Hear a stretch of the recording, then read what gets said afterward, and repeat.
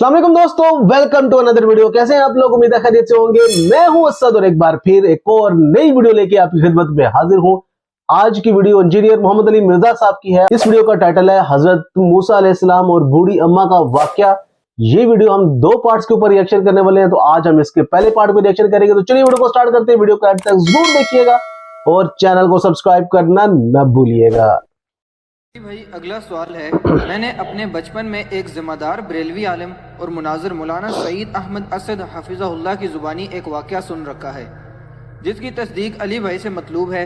क्या ये वाक़या दुरुस्त है कि सैयदना मूसा अलैहिस्सलाम जब मिस्र से शाम के लिए निकले तो अपने साथ हज़रत यूसुफ अलैहिस्सलाम का जिस्म मुबारक भी कब्र अक़दस से निकाल कर हिजरत को रवाना हुए थे? प्लीज़ वजाहत फरमा दें। लेकिन ये जो सईद अहमद असद साहब है ना जी, हाफिज़हुल्लाह ताला, इनसे मेरी मुलाकात भी आपको पता है फैसलाबाद में हुई थी। ये बरेलवी मकतब फ़िक्र के चंद एजुकेटेड उलमा में से। मुझे सही तरह याद है कि 1996 में, यानी आज से 24 साल पहले, जब मैं इंजीनियरिंग यूनिवर्सिटी में सेकेंड ईयर में पढ़ता था, तो वीकेंड्स में मैं घर आया करता था। तो इनकी एक मिलाद के मौके के ऊपर तकरीर थी। उस तकरीर में मैंने पहली दफा शेख नासरुद्दीन अलबानी राहिमहुल्लाह ताला का नाम इनके मुंह से सुना था। मैं खुद भी उस वक्त कट्टर बरेलवी था। तो मुझे याद है कि सईद असद साहब उस वक्त कहते थे, उस वक्त दाढ़ी भी इनकी काली थी, कि उस वक्त अलबानी साहब भी जिंदा थे। अलबानी साहब फौत हुए 1999। तो कैंसन और सऊदीए च बैठे हैं ना दा, ठीक है। तो हालांकि वो इनका भी कोई नहीं है। आप उसने अहले बैत की मोहब्बत में जो हदीस जमा की है ना, तो मैंने आपको बताया कि अनकरीब उसको भी ये राफजी कह देंगे। वो इनका नहीं था, वो अल्लाह और उसके रसूल का मानने वाला था। बड़ा मुहिब्बे अहले बैत बना था रहिमहुल्लाह ताला। तो अलबानी साहब का तारुफ मैंने पहली दफा इनसे सुना। मैंने भी सईद अहमद असद साहब से ये वाली हदीस खुद सुनी थी। खैर उस वक्त तो मुझे इतना आइडिया नहीं था हदीस की किताबों का। बहरहाल ये जो हदीस उन्होंने बयान की है ना, इस वाक़े का जिक्र किया, ये बिल्कुल सही सनद से साबित है और ये बड़ा इंटरेस्टिंग वाक़या है। ये वाक़या आपको अल मुस्तदरक लिल हाकिम में भी मिल जाएगा सही सनद के साथ।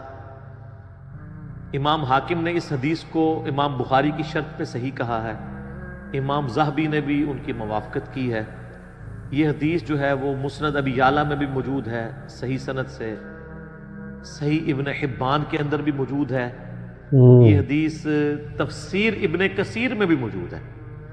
तफसीर इब्न कसीर में जो सूरह अश-शुअरा की आयत नंबर 52 है ना, हज़रत मूसा अलैहिस्सलाम के बारे में आता है ना कि अल्लाह ताला फरमाता है कि हमने उनकी तरफ वही की थी, व औहैना इला मूसा अन अस्री बिइबादी इन्नकुम मुत्तबऊन। हमने मूसा को वही की कि तुम रातों रात मेरे बंदों को, वो 6 लाख के लश्कर को बनी इसराइल के यहां से लेकर निकल जाओ, बेशक तुम्हारा पीछा किया जाएगा, ये लोग तुम्हारे पीछे आएंगे। वो पीछे आए तो समुद्र में अल्लाह ने रास्ता बना दिया, बनी इसराइल तो निकल गए और उसी रास्ते में जब फिरौनी निकलने लगे तो अल्लाह ने दोनों पार्ट मिला दिए। कुरान में आता है तो तबाह बर्बाद कर दिया। बिल्कुल। तो इस आयत के कॉन्टेक्स्ट में ये सूरह अश-शुअरा पारा नंबर 19 आयत नंबर 52 के कॉन्टेक्स्ट में इमाम इब्न कसीर इस हदीस को लेके आए हैं जो हाकिम के अंदर मौजूद है कि नबी सल्लल्लाहु अलैहि वसल्लम किसी गांव एरिया में तशरीफ ले गए तो वहां पे एक देहाती शख्स था। उसने आप सल्लल्लाहु अलैहि वसल्लम मेहमान नवाजी की। आप बड़े खुश हुए। आपने उठते हुए फरमाया कि कभी मौका मिले तो तुम हमारे पास भी आना। दावत दे दी। उसके लिए तो ऑनर की बात थी। बिल्कुल। कुछ अरसे बाद वो नबी इस्लाम को मिलने के लिए आया। आप सल्लल्लाहु अलैहि वसल्लम ने मेहमान नवाजी की। एक तो बदला उतर गया। फिर आपने एंड पे फरमाया, मांग क्या मांगता है?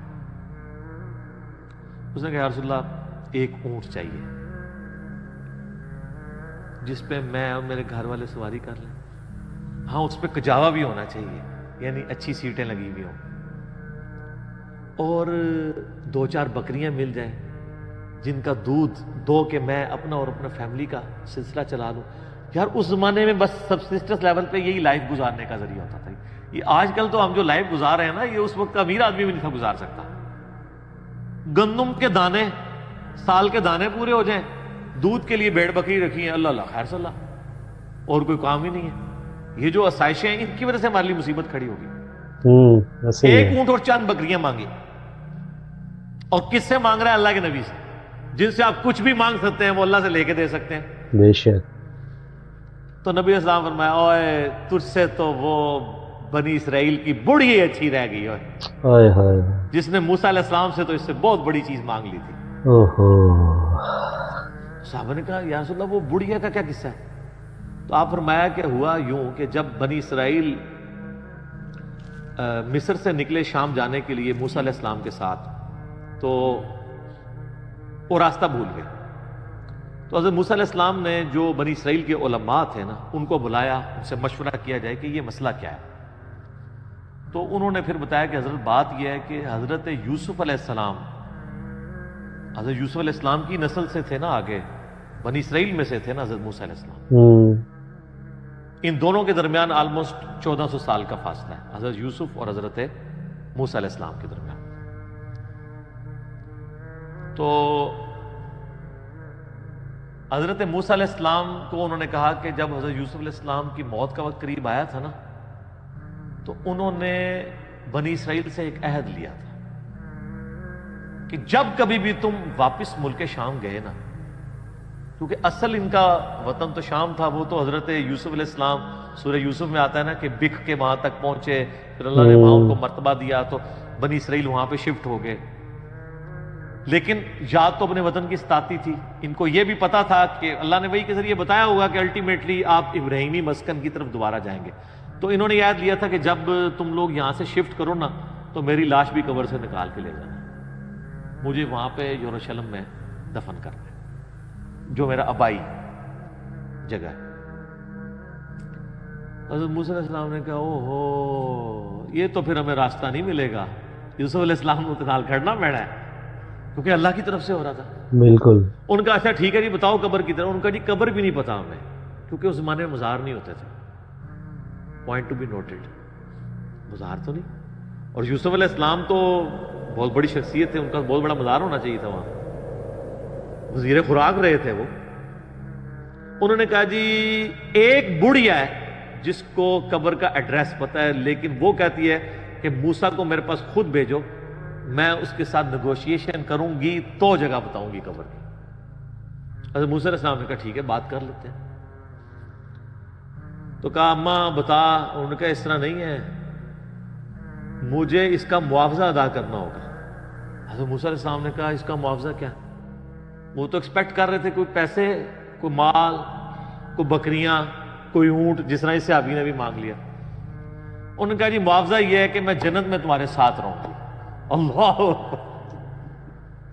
حضرت موسیٰ علیہ السلام کا رنگ فاق ہو گیا، چہرے پہ ناگواری کے اثار آ گئے کہ یہ کیا مانگ رہی ہے، پھر دوسرا ہی میرے اختیار میں بھی نہیں ہے.